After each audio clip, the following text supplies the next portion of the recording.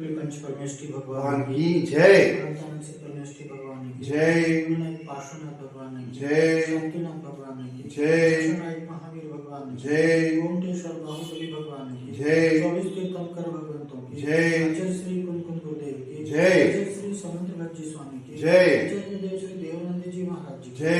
हम गुरुदेव श्री जयगिर जी महाराज जी जय। समस्त आचार्यों की जय। नीलकंठ नूपुर महाराजों की जय। राधेश्याम माता की जय। श्री रत्नकुंड सावकाचार्य ग्रंथ की जय। जय देवलक्ष देवसानी महाराज की जय जय जय। रत्नकुंड सावकाचार्य ग्रंथ और एक श्रावक एक गृहस्थ का कैसा आचरण हो, कैसी उसकी मनस्थिति हो, कैसा उसका विचार हो, इस बात का यहाँ पर हम अध्ययन कर रहे हैं। आचार्य श्री समंत भट्ट स्वामी शिक्षाव्रत अधिकार के अंतर्गत हमारे लिए सामायिक के बारे में यहाँ पर बात चल रही थी और सामायिक के अंतर्गत में गाथा नंबर 100 में उन्होंने क्या कहा कि व्यापार वैमनस्या विनिवृत्त्या अंतरात्म विनिवृत्त्या क्या कहा व्यापार वैमनस्या क्या कहा कि वचन की क्रिया वो कैसी हो, अनर्गल नहीं हो, वचन की क्रिया नहीं हो, काया के द्वारा जो हलन चलन है, हिलना डुलना है, इसका निरोध हो। और फिर क्या कहा कि वही मनुष्य जो मन की वृत्ति है वहां पर सभी व्यग्रता को, वैमनस्य को क्या करो, उससे निवृत्त हो, उसका अभाव करके क्या करे, अंतर आत्मा विनिवृत्त्या। फिर क्या कहा कि जो है ना, जो मन की व्यग्रता है, मन की जो कलुषता है, क्रोधादि रूप जो मन की अवस्था हो रही है, इन सबका निरोध करते हुए जो मन के अंदर में जो सूक्ष्म विकल्प हैं, जो विचार चल रहे हैं, जो मन में जो कुछ करने धरने के विचार चल रहे हैं, तो क्या उससे निवृत्त होकर के और क्या करें, उपवास से एक उपवास के दिन या एकादशी के दिन क्या कह रहा है कि सामायिकम बदनिया, अपने सामायिक को, अपने ध्यान की क्रिया को क्या करना चाहिए, उसकी वृद्धि करना चाहिए, अपनी विशुद्धि को बढ़ाना चाहिए। तो फिर यहाँ पर शिष्य प्रश्न करता है कि हे आचार्य देव, क्या उपवास और एकादशी के दिन ही समय करना चाहिए? तो आचार्य कह रहे ऐसा नहीं, गाथा के माध्यम से बता रहे। अगली गाथा का उच्चारण करेंगे, गाथा नंबर 101 सामायिकम प्रतिदिवसम, सामायिकम प्रतिदिवसम यथा व्रतपि नरसेन चेतव्यम सामायिकम प्रतिदिवसम यथावदप्य नरसेन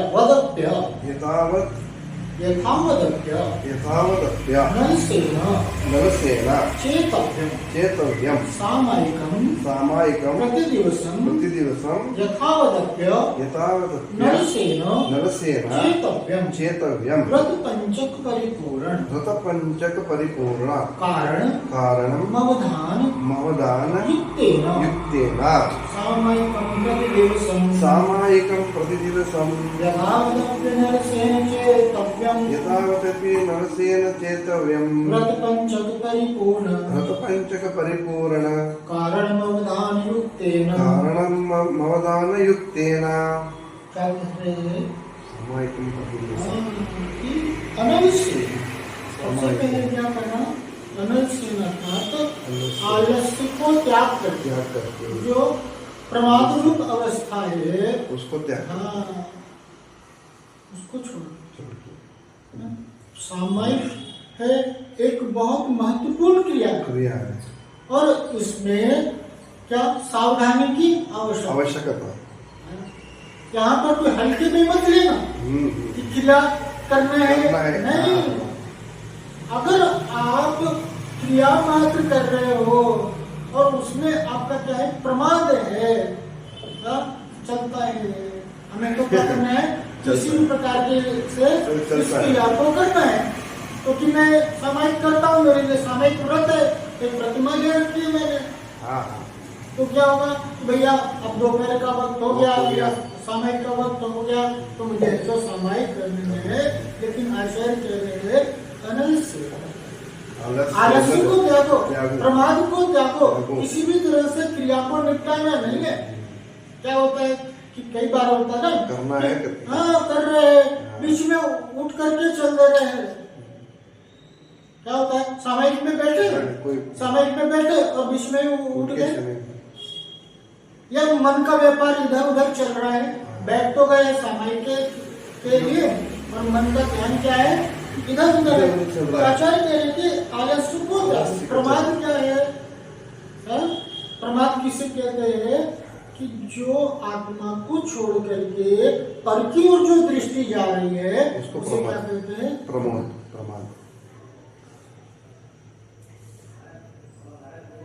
और क्या है कि जो अगर मन का व्यापार भी इधर उधर जा रहा है, आप उसको क्या करें ना कि जो इधर उधर ध्यान जाता है, उल्टा हिल रहे डुल रहे, काय की क्रिया ऐसी वैसी हो रही है, तो कह रहे हैं कि जो ये आलस्य है, ये प्रमाद है, इससे सामायिक नहीं हो रहा है, सामायिक की विराध ना हो रही, सामायिक के काल में बोल देना, सामायिक में बैठे हुए और बोल देना, वचन की क्रिया हो रही है, काय के द्वारा हलन चलन हो रहा है, मन के व्यापार इधर उधर जा रहा है, तो ये जो कह रहे हैं ये आलस्य है, ये प्रमाद है, और क्या करना, इसको त्याग करके इससे रहित होकर के अवधान युक्ति ना क्या कर रहे हैं, एकाग्र चित्तता से मन वचन काय की जो वृत्ति है उसका स्थिर हो जाना क्या कहलाता है, एकाग्रता। और जब तक एकाग्रता नहीं होगी तब तक सच्ची सामायिक नहीं हो सकती। और इसके पीछे का मूल कारण है कि जो प्रमाद है, आलस्य है, उसमें जो अस्थिरता है, इसका अभाव हो जाएगा, निश्चित रूप से आपके घर में एकाग्रता आएगी, चित्त की एकाग्रता पूर्वक क्या करें। और ये समय किससे कि क्या करें कि व्रत पंचक परिपूर्ण कारण, ये सामायिक व्रत है और इसका महत्व क्यों है, आचार्य कहते हैं कि व्रत पंचक परिपूर्ण कारण, कि हिंसादि त्याग रूप जो पांचों व्रत है ना, उसकी ये परिपूर्णता तो पूर्ति का कारण है। ये अनुव्रत की पूर्ति का मतलब क्या है, तात्पर्य क्या है, जो महाव्रत रूप हो जाना। अनुव्रत की पूर्णता क्या है, अनुव्रत महाव्रत में परिवर्तित हो जाए, इसे क्या कहते हैं, वो अनिव्रतों की परिपूर्ण। और उस परिपूर्णता में कारण क्या है, ये जो आपका निर्दोष सामायिक है, यह निर्दोष व्रत का पालन है, यह परिपूर्णता का कारण यहाँ पर कहा। क्या कह रहे कि सामायिकम, ऐसे सामायिक को प्रतिदिवसम अपि, प्रतिदिन भी ये नहीं कहा कि भाई व्रत उपवास का दिन है, आज अष्टमी चतुर्दशी आदि विशेष दिन है, उस दिन मात्र नहीं, प्रतिदिन, हर रोज। और क्या कर रहे हैं, यथावत जैसा शास्त्रोक्त विधि है, विधि अनुसार क्रिया को करना है, कर्तव्यम, उसे क्या करो, बनाओ, निरंतर उसमें वृद्धि करो। अब यहाँ पर तो इसको विस्तार से समझते कि उपवास अथवा एकासन के लिए सामायिक को बढ़ाने की बात की गई थी। पिछली बात में क्या कहा, भाई उपवास और एकासन से अपने सामायिक की वृद्धि करो। इसलिए कोई ऐसा नहीं समझ ले कि सामायिक उसी दिन करने है, जिस दिन उपवास एकासन करे उसी दिन सामायिक करे, यह बात सही नहीं। अन्य दिनों में नहीं, इसका निराकरण करने के लिए श्लोक में कहा कि सामायिक प्रतिदिन सामायिक की क्रिया हो। और क्या करे, कैसा, शास्त्रों की विधि से करना,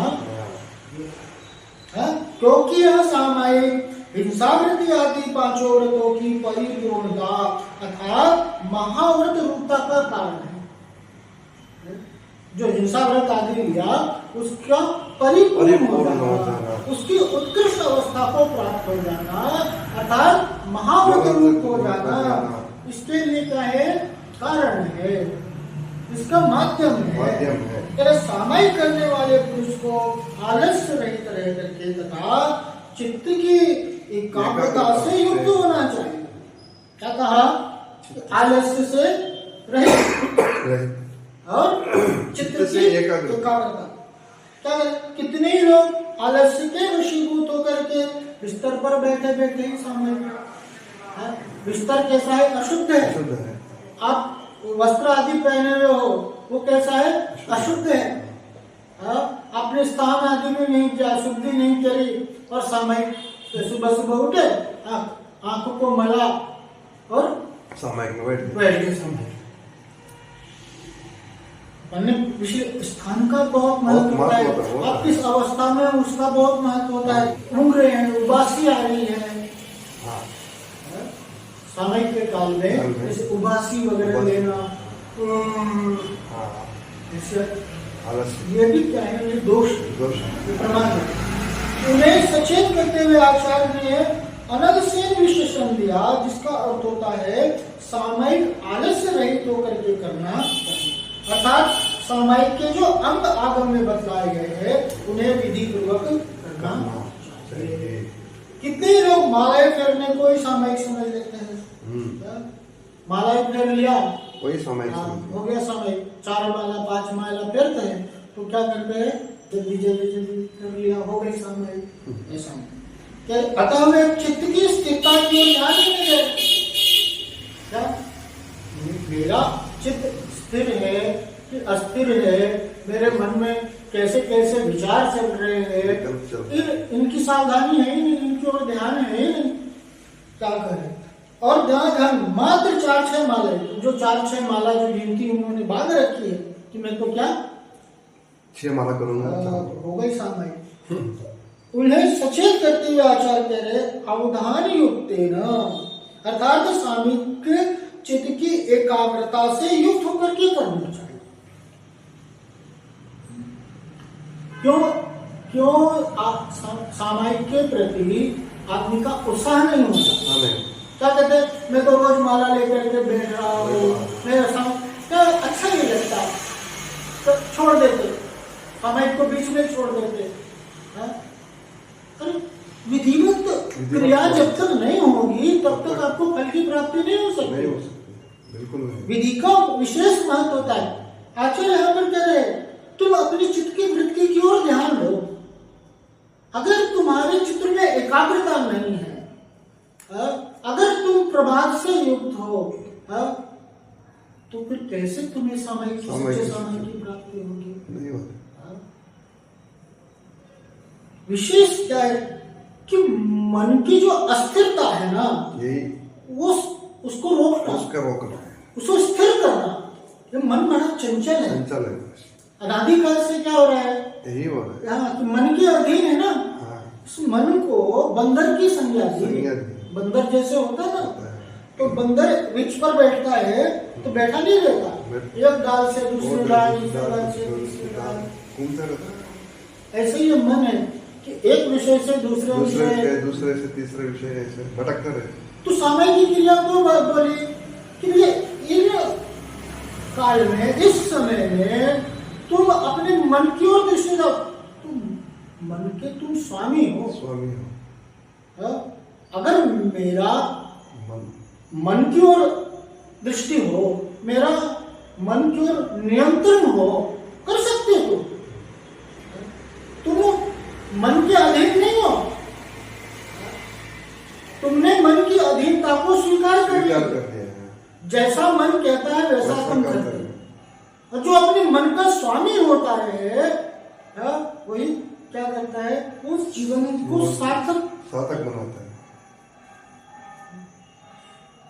वो जीवन के परम लक्ष्य को प्राप्त होता है। मन को नियंत्रित कर, और मन तब नियंत्रित होगा जब आप ऐसो इधर उधर से ध्यान को हटाओगे। हटाओ। भाई आप अंधाधुंध गाड़ी को नहीं चलाते है ना, नहीं चलाता, हाँ? देख के ही चलाना पड़ता है। फिर किधर भी चले जाते, किधर भी वो गाड़ी जा रही है कि आप किधर भी मोड़ देते, कुछ भी कर देते। नहीं, ऐसे ही मन का नियंत्रण लगाम आपके हाथ में है। मन की डोर को अपने हाथ में रखो। चित्त की एकाग्रता ये आवश्यक है। चित्त एकाग्र होगा तो करेंगे उन्हें सचेत करें, अवधान युक्त ना सामायिक चित्त में की एकाग्रता युक्त होकर के करनी चाहिए। सामायिक से हिंसावृत्ति आदि पांचों व्रतों की पूर्णता है। अगर आप सामायिक में स्थित हो तो यहाँ पांचों व्रतों का पालन हो रहा है। सच्ची सामायिक में ना आपसे हिंसा हो सकती है, सामायिक में ध्यान में हिंसा का अवरोध होता, झूठ तो सवाल ही नहीं होता, किसी प्रकार का पाप नहीं हो रहा है। अगर आप सच्ची सामायिक में स्थित हो तो क्या हो गया, आप पाप से दूर हो गए, पाप का अभाव हो गया। और ये पाप का अभाव ही तो महाव्रत है। फलता उनमें महाव्रत जैसा व्यवहार होने लगता है, आप महाव्रत के समान हो जाते हो। आगे इसी बात को गाथा के माध्यम से आचार्य समझाएंगे कि सामायिक का अपना विशेष महत्व है और उसे समझते हुए वहां पर व्यवस्थित रूप से चित्त की एकाग्रता पूर्वक सामायिक क्रिया को करनी चाहिए। अब यहाँ पर क्या है कि सामायिक शब्द का अर्थ है राग द्वेष और मोह छूट जाए। सबसे पहली बात आप ध्यान दो कि मैं सामायिक कर रहा हूँ, इस बात का एहसास मुझे कैसे हो, इस बात की पुष्टि कैसे हो। तो आचार्य कह रहे हैं कि राग द्वेष का अभाव हो गया ना, राग द्वेष आपके मंद हो गए ना, राग द्वेष जो मंद से मंत्र अवस्था को प्राप्त हो रहे हैं, आप सुनो सामायिक हो रही। क्रोध मान माया लोभ रूप विचार मन में नहीं आ रहे है। जो अंदर में मत्सर का भाव है, जो अंदर में ईर्ष्या का भाव है, और घृणा का भाव है, धर्म क्रिया में इनका कोई भी स्थान नहीं है। आप सामायिक कर रहे हो, आप ध्यान कर रहे हो, आप भगवान की आराधना कर रहे हो। एक श्रावक के लिए क्या कहा कि ये सामायिक है। अगर वो भगवान की पूजा कर रहा है, भगवान की आराधना कर रहा है, स्वाध्याय कर रहा है, तो कहे वो भी सामायिक है, क्योंकि आत्मा का ध्यान आपसे होने वाला नहीं है। एक गृहस्थ के लिए आत्मा का ध्यान नहीं होता। और वह चित्त को एकाग्र करने के लिए, चित्त को शुद्ध करने के लिए क्या उसके लिए यह सारी क्रियाओं का निर्देश किया। और यह सारी क्रियाएं प्रभु की आराधना, भक्ति, पूजा, आप भगवान की भक्ति में लीन हो गए। आपने क्या की, बढ़िया अभिषेक किया, पूजा किया, आराधना की भगवान की, जो आधा घंटा 15 मिनट आगे जो भगवान का, और आप जितना उसमें डूब गए। अब उस अवस्था में आप क्या हुआ, आपके लिए कोई भी राग द्वेष नहीं हो, आप नहीं, हिंसा झूठ आदि विचार नहीं है। हो गया ध्यान, हो गया धर्म। कि सभी जो कुभाव जो है वह सामायिक को खंडित करने वाले। अगर ऐसे कुभाव आ रहे, ऐसे मन में विचार आ रहे हैं, तो आप जान लो वहां धर्म नहीं हो रहा है। मैं समझ तो रहा हूं धर्म, लेकिन उसके काम में हो रहा है अधर्म। वो सामायिक या धर्म वो भंग हो गया। क्या कि इन दुर्भावनाओं के रहते हुए समता का भाव नहीं आ सकता। जहाँ ये दुर्भावना है वहाँ समता कहाँ? दोनों में से एक चीज रहेगी, दोनों नहीं रह सकते। अगर जहाँ पर ये क्रोध आदि भाव है, ईर्ष्या द्वेष आदि भाव है, वहां पर समत्व का कोई स्थान ही नहीं है। इन भावों के आते ही वो समता भाव क्या है वो खंडित हो गया, वो दूर हो गया। या तो समत्व का भाव रहेगा या फिर यहाँ पर वैरत्व। आत्मीय भाव रहेगा, उपभाव रहेगा। उपभाव। तेरे कि समत्व का भाव है, समता का भाव है, चित्त में जो विशुद्धि की आपकी अनुभूति हो रही है, चित्त अगर शांत है, निर्मल है, ये सामान्य है।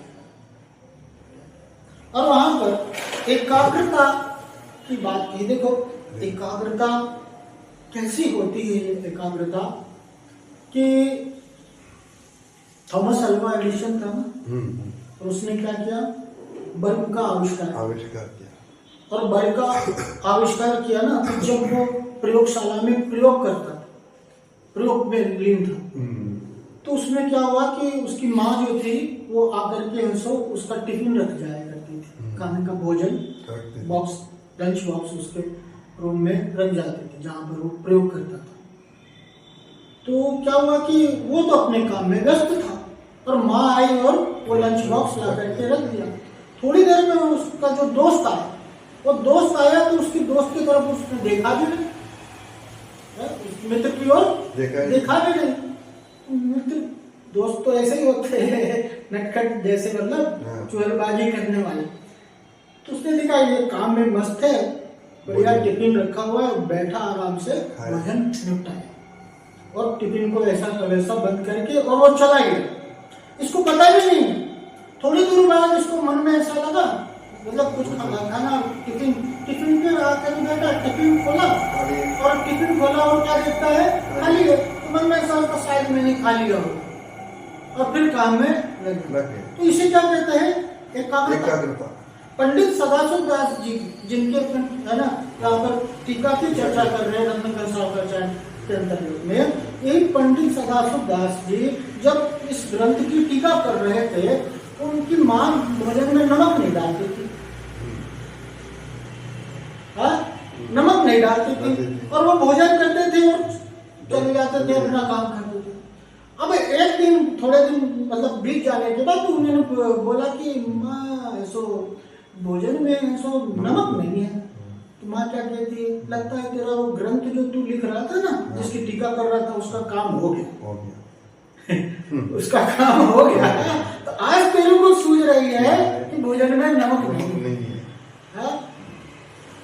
ऐसी एकाग्रता हमारे लिए जो सामायिक में हो, ध्यान में हो, तो हमारे लिए निश्चित रूप से उसके फल की प्राप्ति होती है। ऐसे सच्चे सामायिक की प्राप्ति हम सभी को हो, इसी मंगल भावना से आज ही तक बोलिए श्री भगवान की जय, भगवान की जय, पार्श्वनाथ भगवान की जय, शांतिनाथ भगवान की जय, शशनाथ महावीर भगवान की जय, ओमटेश्वर बाहुबली भगवान की जय, 24 तीर्थंकर भगवंतों जय, आचार्य श्री कुमकुम गुरुदेव की जय, आचार्य श्री समंत्र भज्जी स्वामी की जय, आचार्य गुरुदेव श्री देवनंद जी महाराज जय, बम गुरुदेव श्री जयवीर जी महाराज जय, समस्त आचार्यों की जय, तीन कम नौकुल महाराजों की जय, राजस्थान मानी माता की जय, श्री रत्नकुंड सावकाचार्य जय, जय जय, जय बोलो लक्ष्मी देव महाराज की जय, जय, जय।